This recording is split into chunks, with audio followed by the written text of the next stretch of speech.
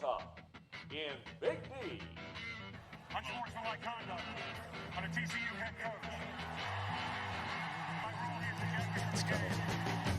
SMU, the freaking Pony Express, man. SMU, they better be in the dang playoffs. You are listening to the Mustang Mood Podcast.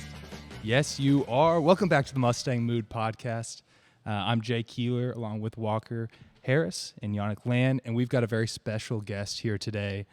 He was a linebacker at Notre Dame, but now we forgive him for that. He played from 05 to 08 and 42 consecutive starts there at Notre Dame. Yep. And was one of only a few people to be a multi-year team captain at Notre Dame, which is pretty crazy. And yeah, son of Maurice Crum Sr. We've got Maurice Crum Jr., the co-defensive coordinator and play caller this season for the SMU Mustangs. Awesome, man. Thanks for having me. Excited to be here today. We're super excited to have you. Yeah, no doubt. It's hard for us to, I don't think we've had a guest who's had that many things to kind of list off before. It's an honor to have you here, man. No, thanks for having me. We have had Reggie. I don't want to throw shade on Reggie. That's true. Okay. So, That's true. Yeah. Reggie was pretty great. Yeah. Okay. But yeah, so welcome to the podcast. We're pumped to have you here, and obviously pumped to have you calling plays for our defense this season. For sure. Excited about both. Heck the podcast and calling plays. There you go. Yeah. Which one are you? Yeah, equally excited. For sure, the podcast is number one. Oh yeah. All right. Well, if you'll just like kind of catch us up on your journey, like Yeah. what's been your story so far, like in a nutshell? Yeah. And how'd you get to where you are today here at SMU? No problem. So I started at Kansas in 2012. Charlie Weiss was the head coach there, so I played for him at Notre Dame. I still remember him calling me and saying, "You got to be the dumbest guy alive wanting to get into coaching," in his own way. But that was his way of just saying, "Man, I'm excited for you." So that was my first opportunity. Did that for 3 years. Then went back to Notre Dame in 2015 as a graduate assistant, and I was coaching the safeties at the time. Then I got my first opportunity to have my own room and all that stuff at Indiana State. Coached the corners and nickels there. Then went to Western Kentucky. Was there for 5 years. That place was really cool. Got a chance for my kids to kind of grow up. That's the place that they've been the longest. So that was really good for my family. But I also got a chance to coach linebackers, and I really grew as a coach. Went from linebackers coach to special teams coordinator to co-defensive coordinator to defensive coordinator. All in my time there. And then I got a chance to, felt like it was time to take my next step. Then we went to Ole Miss in 22, where I was the co-coordinator again and coaching the linebackers. And then got an opportunity to come here with Coach Symons, who actually tried to hire me in 21 when he was at Liberty. But I got promoted to defensive coordinator, so I chose to stay at Western. And so it worked out this time. So I got a chance to come here. My wife's from Houston, Texas, so a chance to get her close to her mom, my kids to be around their grandmother, and I got a cousin that lives in Austin. So really, really cool. Just timing for my family. This just couldn't work out any better. And then we had the success that we had here, so it doubled and tripled my time here. And then, man, we really love Dallas. We really love this opportunity, and it's been cool to grow here as well and do a really good job in the role that I had as a linebackers coach. And Coach Lashlee noticed that and saw that, and then promoted me to play caller. So really excited about it all. That's awesome. Yeah. That's super cool. Just through your coaching journey to where you are now, I just wanted to see if you could name a coach that has had an outsized impact on your life and how you coach now. Yeah. I would say Damani Cross for sure. When I was the grad assistant at Kansas, that was my first job, so you don't forget your first. He whipped me into shape pretty quick. I thought I knew a lot. He quickly made me realize I knew nothing. But I just learned so much on just how to handle it, how to take accountability, how to be a coach, how to be a guy that your players respect, but also towing that line so that there's a respect there, but there's a level of friendship, mentorship to where you can be approachable. And I learned a lot in my first year with him. What's the biggest differences you find, because, being a team captain at Notre Dame, what's the biggest differences you find in leading your team from a coaching standpoint versus leading your team as, like, a leader among peers? Yeah. Maybe? I think there are a lot of similarities. One of the things that my dad always talked to me about was just like, leadership is not something that you pick. You're chosen to do it. So there's a lot of naturalness that has to come with it. But the biggest thing is that you're not dealing with peers anymore. I think when it's peer to peer, there's a different level of, well, I got to show so that they can follow. But when you're the coach and you're the leader, you got to set the tone every day. There are no off days, and there one misstep, one wrong word, or something the wrong way, and then the player interprets that differently. That could set you back a couple steps, and you certainly don't want to do that. That's good. What I kind of want to double click into what is the transition like from just being a player to being a coach? Yeah. It's very different. I was talking to Jonathan McGill about that now, who's a guy who did really good here. But now he's transitioning and coaching. And it's just different. And I can imagine for him it's a lot harder because he played here. So I was fortunate to where I got a chance to go somewhere else and see different environments and how different players react. But it's just when you're a player, you got one set of expectations, circumstances, and just a way of doing things, but like it's completely different when you get to the coaching side. Like it's just so different. The amount of detail, and Jonathan is as detailed as they come, right? Yeah. But it's just he'll tell you there was so many more things that he just had no clue that went on a day-to-day basis, and he was a guy that was always here, always in our offices, but you still just don't know until you sit into the chair. And when he got in the chair, same thing when I got in the chair, like every other coach, when you sit in that chair from going from player to coach, you realize there's so much that you're just not ready for. The amount of time that it takes, the level of detail, the level of focus.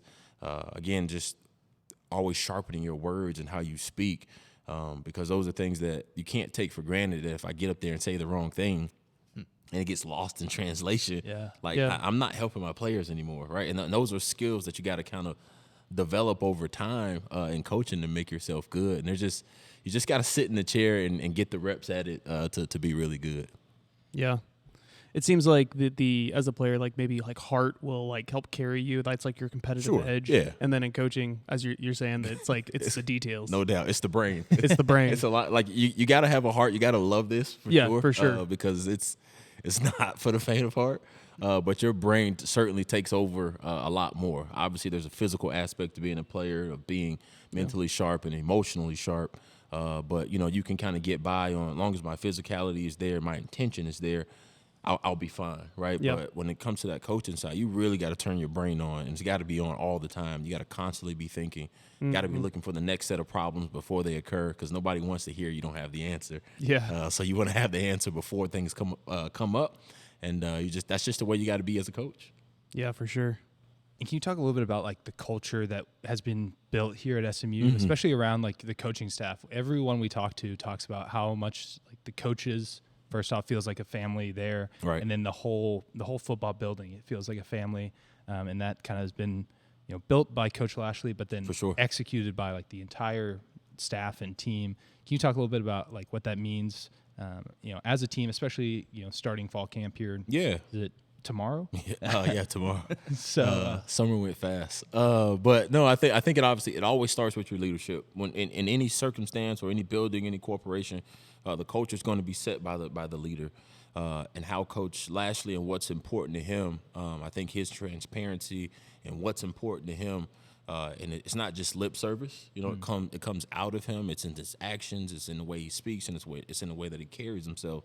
And I think when you're a strong, confident leader that way, then the next step is to hire the right people. And Coach has done a phenomenal job every year of getting the people right in this building, beyond their talents and abilities, just good people with good family. Now that only grows like what's important to him, right? That if my mindset is very similar to what Coach is, if my interests are very similar to what Coach's are, I'm still a different person, but our interests are in alignment, then you get a chance for it to start to grow. And if you keep adding people to the building with that, you kind of force yourself to have nothing but a strong culture. Yeah. And Coach stands on that every day, man, and I applaud him. I think it's awesome to see.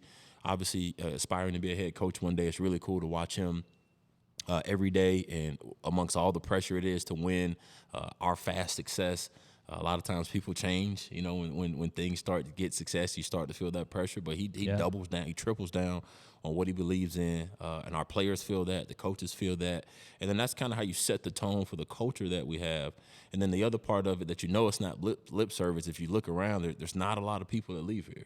Right. It's really hard to leave something that you really love, that you're in a great place where there's so many boxes that are checked. It's just hard to leave. So in a day and age where everybody's looking to take their next step, you got people turning down things, saying no to stay here. You got players turning down things to stay here when the rest of the outside world's like, why would you ever turn that down, or how could you stay here?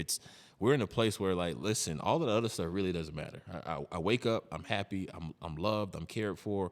I have an opportunity to be the best version of myself. There's tons of resources here. There's people pouring into me. There's coaches pouring into coaches, coaches pouring into players, players pouring into coaches. Like, we hold each other accountable. We are a real family to where we can be honest. And when people get in this environment, it is really hard to let go. And then you're in an amazing city like Dallas, Texas. You throw that on top of it. It's like why would I leave? Yeah, I read somewhere like it's been like 3 or 4 years since we've lost a starter. Yeah. In the transfer portal. Really? Yeah. Wow. And obviously, like, there were tons of offers for both Casey Woods and no doubt Coach Symons before this year, right? And so, like, the fact that we kept them as long as we had them for sure is pretty amazing. And then now, like, obviously we have great people coming in like you to step up into that role. And so, pumped about that. And it would have been it's really cool. I just, obviously, behind, like, pulling the curtain back a little bit, those guys felt like that was the next step in their career and for their families. But if you could have seen the emotion on their faces when it was time to leave, you could see that it hurt. You know, to say it, they felt like that was the right thing to do, and it was good for their families and where they needed to be. But it was not an easy decision to leave this place behind. Yeah, I'm sure. Yeah. Jay. Yeah. That's a nice shirt you got there. Man, thanks for noticing. I appreciate it. Yeah. I'm loving this new Poncho Outdoors shirt. Oh. Actually, wow. we have the same same shirts on. Yeah, yours is looking pretty sharp. Yonnic. Whoa. Dang, I feel like I'm part of the club now. Thanks for leaving me out, guys. We'll have to get Coach one sometime. Yeah. These are amazing. These are amazing. These are our new sponsor of the show, Poncho Outdoors. Yeah. What's the shirt like, Jay? Man, I gotta say, these are some of the best shirts I've ever had. I had Poncho shirts before they sponsored the show, and You should have seen Jay's reaction when I sent a screenshot of the email from Poncho. I was ecstatic. It was hilarious. This is like the most no-brainer sponsorship we've. It's our first sponsorship other than Summer's Pet Treats. Yeah. But we've got Poncho Outdoors joining us for the first part of the season this year, Awesome. and they've got the Poncho's Game Day collection, and so this is the SMU version. It's a Western Pearl Snap shirt with the SMU pony on it. Yep. It's called the Pony Up, and there's a pretty cool thing going on. You want to talk about that, Walker? Yeah, it's called Poncho's Natty Back Guarantee. So if you buy a college Poncho shirt SMUs. by SMUs, of course, from their collection, then if SMU wins the national championship, you will get a full refund of the purchase price of the shirt. So when you you keep think of the it shirt. that way, And you keep the shirt. you get to keep exactly, yeah. So if you think about it that way, these are Basically free. I mean, Coach Crum is literally working. Like, his whole goal this season is to get you a free shirt. Yeah. That's his goal. No, that top of the board for sure. It's on the whiteboard every morning. We're going to get the fans a free Poncho shirt. The important thing is that you buy the shirt by August 16th. So this Sunday. August 17th, 12 a.m., no more Natty Back Guarantee. 11:59 on the 16th, Natty Back Guarantee. Basically, we need ride or dies. We need people that are committed from the beginning. You can't just join in once we're 8-0. Like, you can't join in then. No. We need to know you're committed from day one. And that's because, hey, we're all committed. And I will say, even if you have to pay for a shirt, if you didn't get the SMU shirt and you get another one, the shirts are awesome. The performance fabric is super lightweight and breathable, and it's got just like the perfect amount of stretch, in my opinion. And I was gonna tell you guys, I was working in one of my other Poncho shirts the other day. We're remodeling a bathroom. I was covered in drywall dust. Threw the shirt in the wash. So quick cycle, maybe like 10 minutes in the wash, and then 15, 20 minutes out. Didn't even put it in the dryer. And then I wore it to a party that night. Same shirt. And you looked sweating, great. And I looked great. Yeah. And I felt super comfortable. And then I got to talk about these pockets here. This chest pocket right here. I'll get the zipper for the audio. Quality. It's amazing. It's amazing. I love my poncho shirts, and so I encourage you guys to go to poncho.com/Mustang Mood. PonchoOutdoors.com. Oh, sorry. PonchoOutdoors.com. PONCHO outdoors.com/Mustang Mood. Put your email in, and you'll get $10 off and free shipping. And the Natty Back guarantee if you get it by the 16th. Sounds like a win-win. It is. It is. You got to do it. All right. Awesome. So let's talk a little bit about the upcoming season. Obviously, I think we said fall camp starts tomorrow, and then we've got some dogs on the defense this year. Sure do. And it starts in your room, the linebackers room. We got Kilgore, Miyazono, and Booker. They were all amazing last season, and slated to do even better this year. You want to talk about how that kind of core has really performed super well, and then maybe as leaders, especially with Kilgore. For sure. Over this season.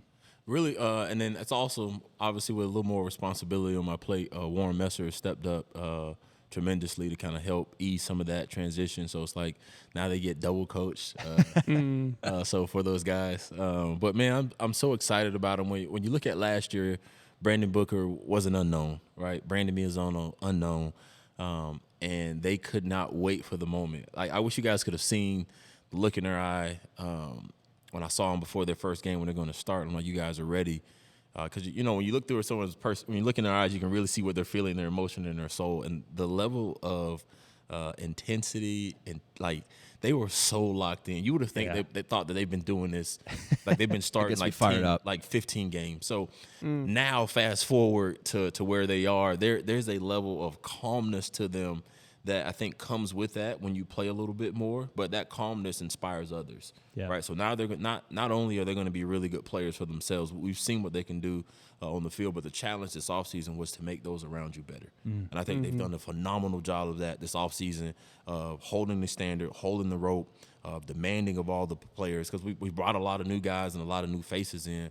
But again, when you have a strong culture and you have strong leaders and you have people that believe in something, it makes it really easy for everyone else to follow. And it's been awesome watching them work out, train this summer, squat, lift. The amount of phone calls I got while I was on the cruise with my family, these guys have been like chomping at it, and they got a bad taste in their mouth from last season. If we're being honest, we all wanted to do better, we all want to do more, but those guys are certainly the tip of the spear, and they're looking forward to leading us. And talking about that bad taste in their mouth, obviously the Cal game with that late touchdown, and kind of taking that spot away in the game in Charlotte.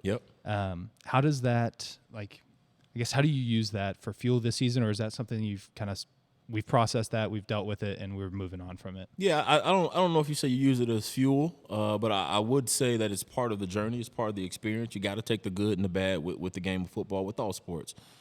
Even if you look at the NBA finals, usually the guys who win the championship, they get to those playoffs and they have those moments where where it just doesn't click the right way. You kind of got to go through some things to be ready for some things, right?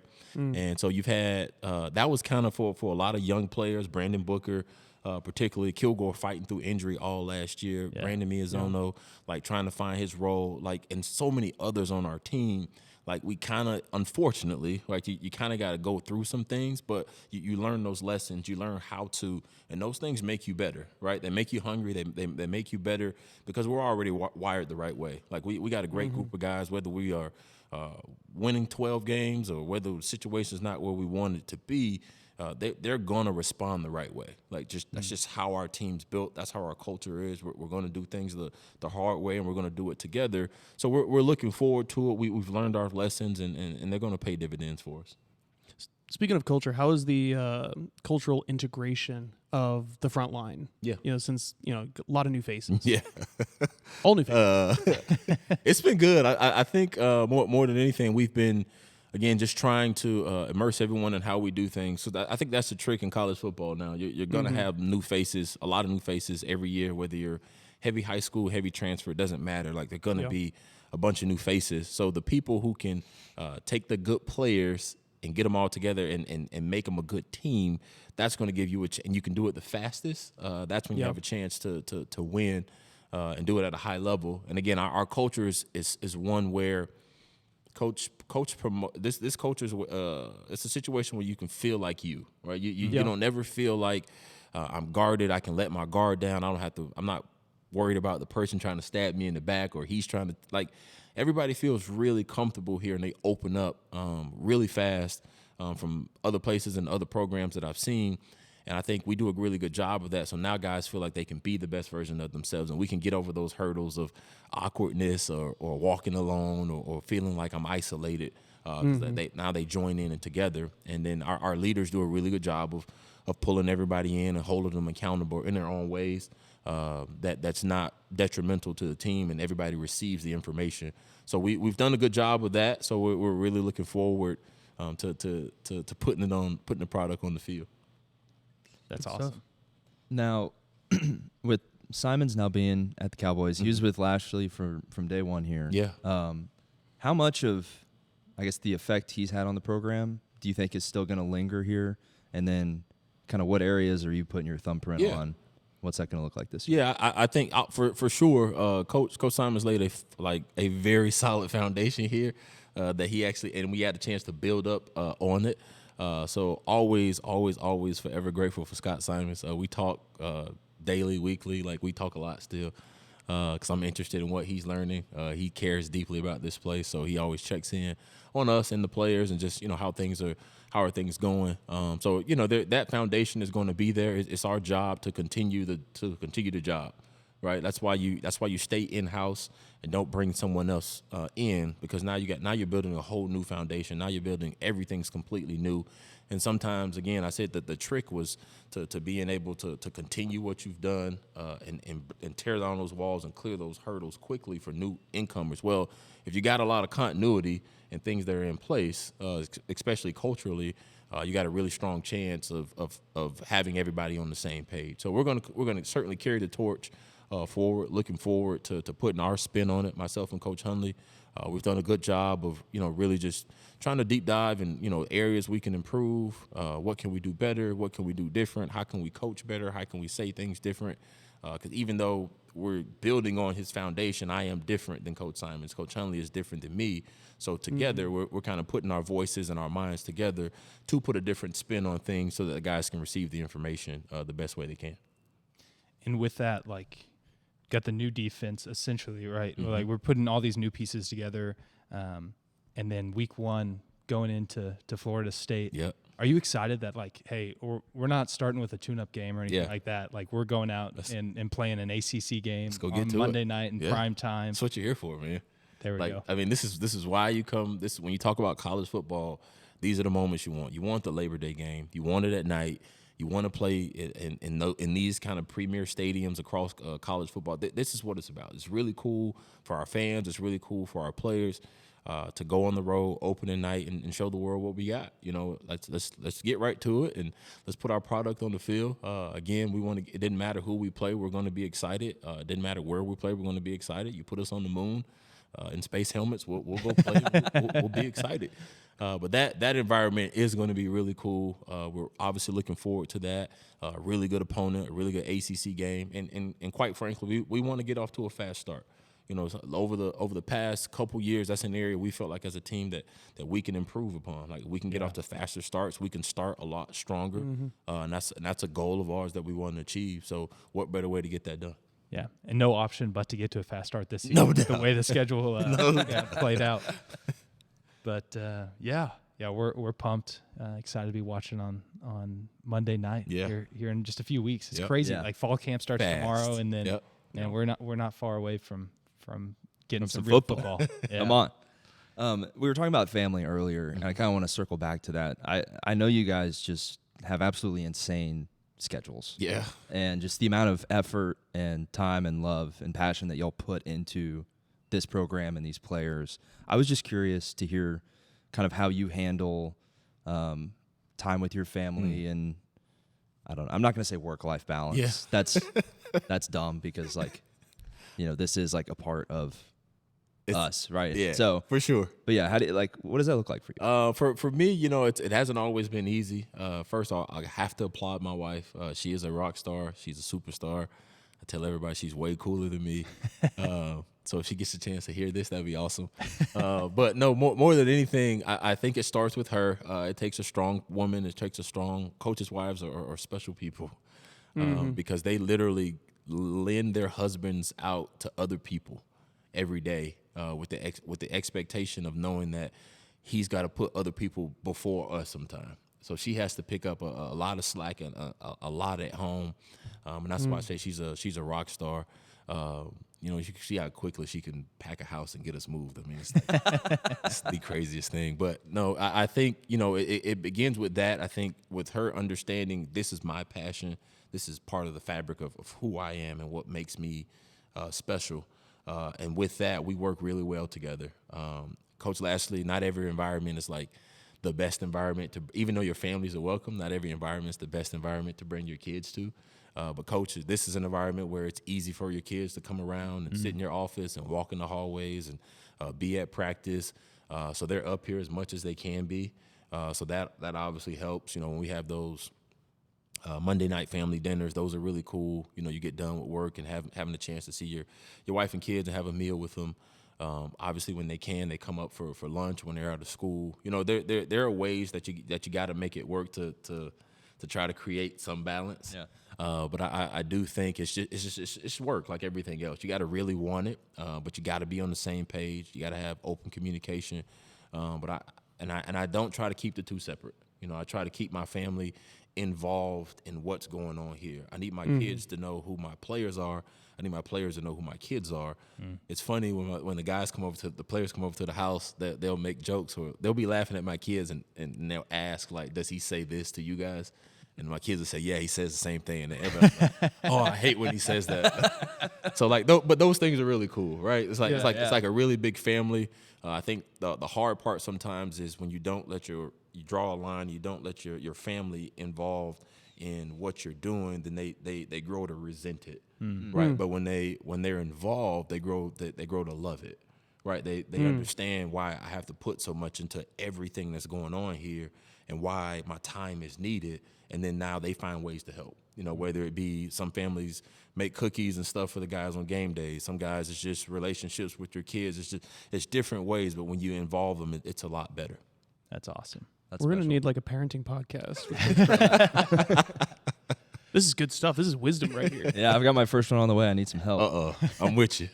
Well, I think we've got time for one more question, and I want to ask you about the elephant in the room. Obviously, I guess November 21st is kind of a big day in this, this program this season, and I'm sure for you as well as a 42 game starter in South Bend. What is that game looking like for you? How are you feeling about that? Are you excited, or what does that look like as a former Notre Dame player? Will this be the first time you're playing against Notre Dame, or have you?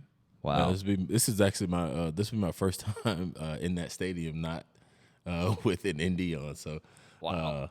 That is certainly going to be cool. You obviously, but again, that's one of those environments that you want. That's college football. Yeah, that's why you do the job. You look forward to playing in spaces and stadiums that are like that for those opportunities. For us, it's going to be a one game at a time approach. We got a long season until we get there. So nothing matters until the next game.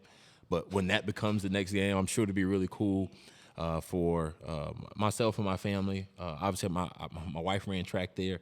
So I got my degree there. I got the degree and a wife from Notre Dame. So that part's really cool.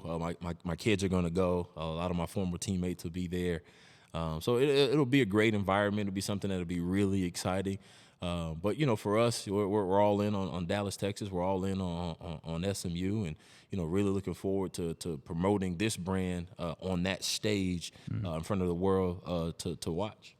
And I think there are a lot of Mustangs traveling up there. Is there anything that, for a guy from Dallas, Texas, going to South Bend, Indiana for the first time in November, any words of wisdom or places they should go check out? Hopefully the weather cooperate. That'd be great.